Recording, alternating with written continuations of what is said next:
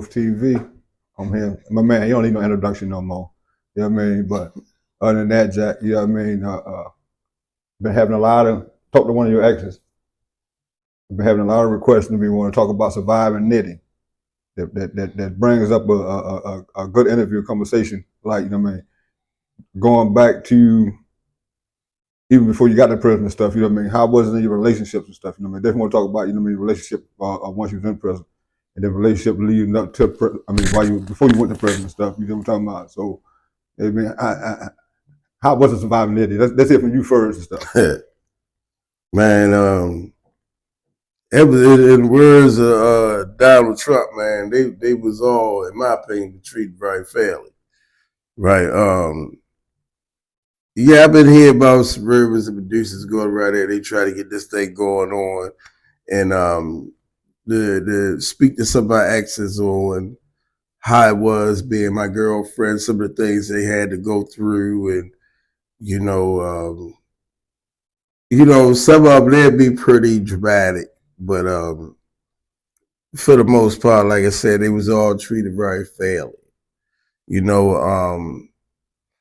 Dealing with me, it came with certain things because, in order to protect myself or the people who I might have been protecting at the time, they in fact also, as my girlfriends or female friends, or sometimes even down to their family members, they had to be protected, because of my lifestyle and people wanting to, although they might wanted me dead, but they wanted me to suffer and feel some sort of pain, before that time came. And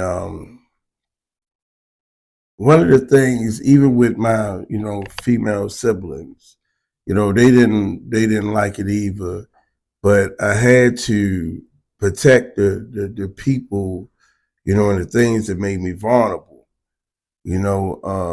Since the passing of my parents, and the last, instruction from my mother was to just survive.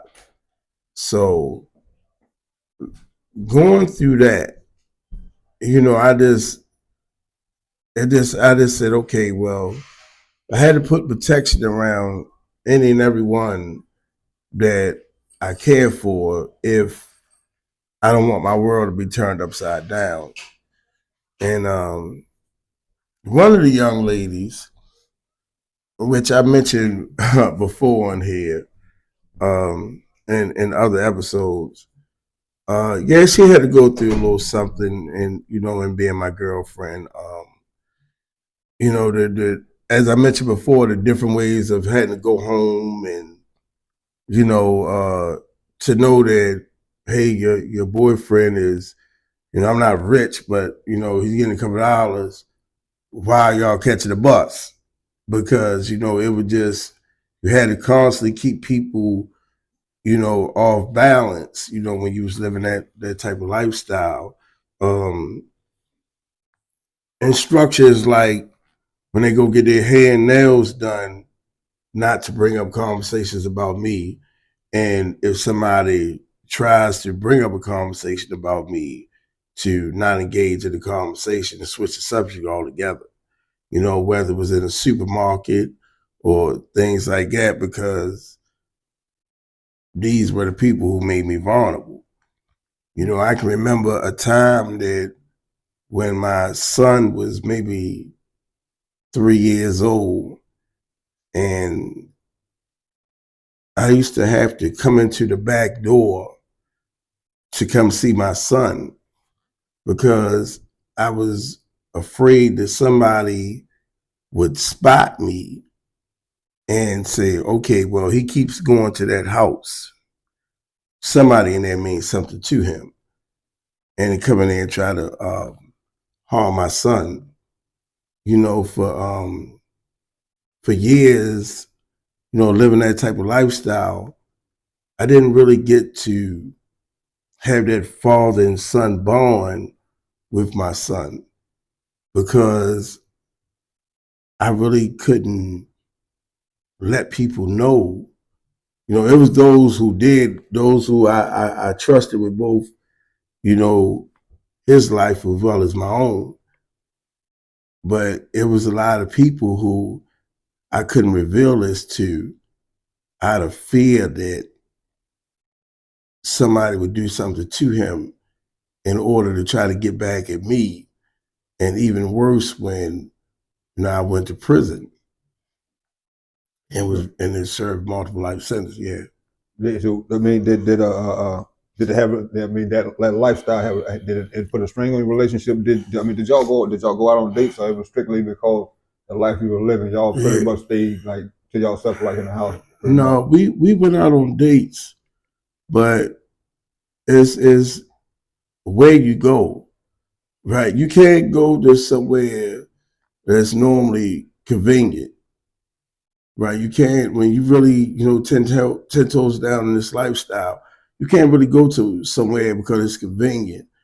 And even now to going to malls, right? You can't go to the local mall or the mall that's most convenient. You can't really go there when you live in that lifestyle because the chance of, especially in this day and age, oh my goodness, if I was still in that lifestyle, I would never go to a mall because the probability of running into somebody or someone seeing you and making a call and saying, "Hey, this guy down here, boy, anything on his head," and that man on the other line or that woman, we say, "Yeah, hell yeah, it is."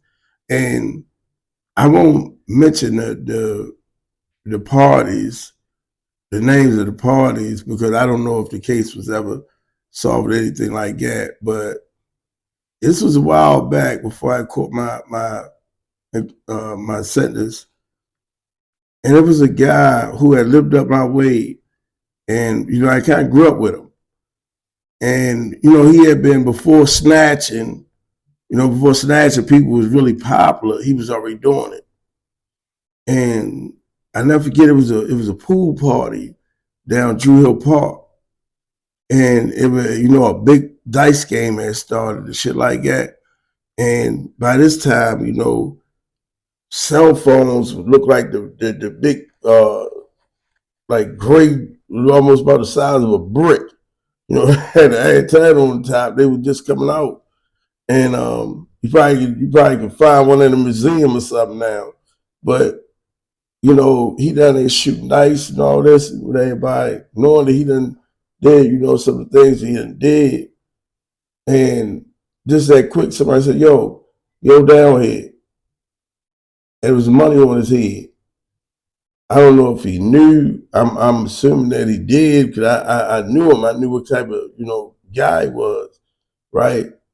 And to sit down there and see somebody say, "Well, wow, down here," and me being on my way to the pool party that they was having down there, was remember I'm not even going for myself. I'm actually working. I'm in there. I'm a henchman for somebody.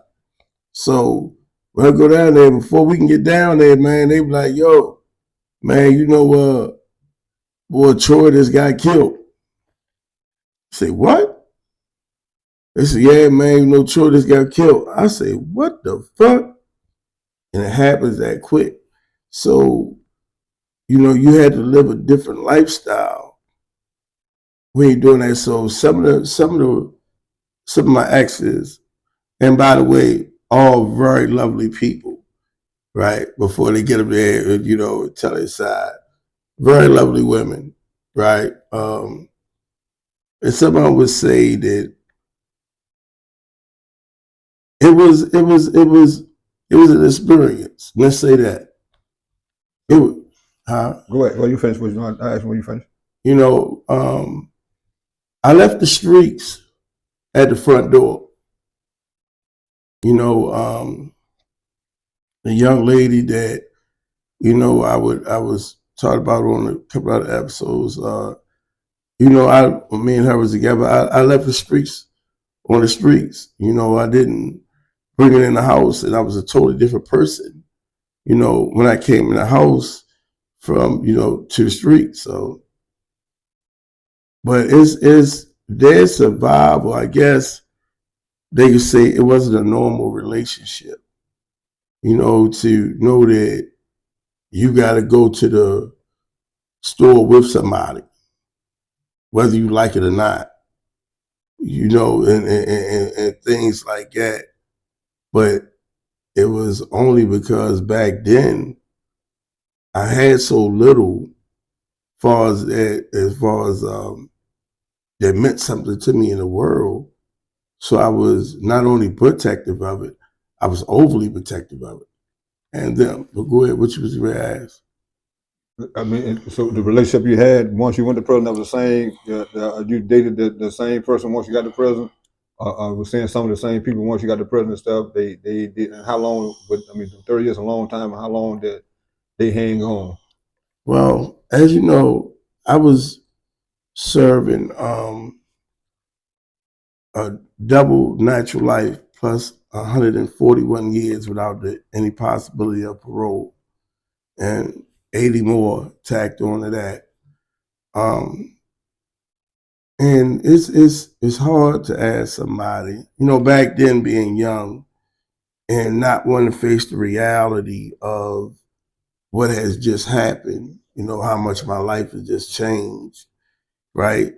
Right, because I don't mean to cut you off again, but at Ahead. that time, that's I mean, of course, at that time they thinking you never coming back home again from the time that you received and stuff. Exactly, Right. but people, you know, just like yourself, they tend to be in denial, right? Because they say, "Well, look, I know you ain't gonna be in there long. I'm a hang in there, you know, this and that." But when you got that kind of time, it's just not realistic, right? And at the time, like I said, that's one of the hardest pills to swallow.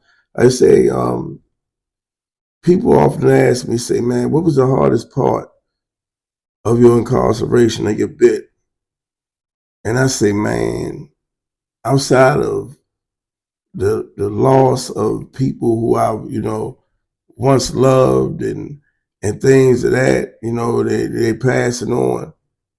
I said the feeling of the people who I love so dearly and, you know, wanted to protect, you know, and treat them like they was precious jewels, and not, and when I say treated, I'm not even speaking about anything materialistic. It was how I seen them, right?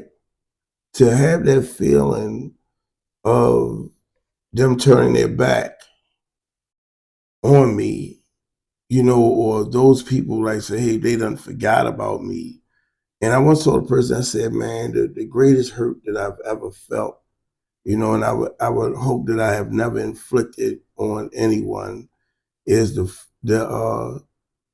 feeling of loneliness and feeling like you're the only person left in the world, right? Or you have no one else left in the world. The whole world has turned its back on you.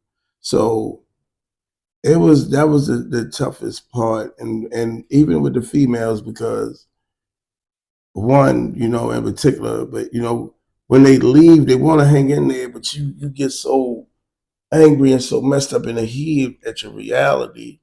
Is you unfortunately drive people away, right? Because they looking at it like, hey, you pretty much, man, you done, you gonna die in here. And you saying, no, I know me. And then it becomes a conflict. But we'll pick back up on this, man, in the next episode. Until then, man, always remember, subscribe, hit that like button, man. And all blessed donations, man, is always appreciated. You want to leave your cash? You want to leave your cash app, Nitty? It's OHTF 20. One more again for the people in the back row. Capital OHTF 20. Hey, thank y'all for watching, man. Y'all already know what it is. Y'all know I represent them gangsters. Peace. Till the next time. Peace.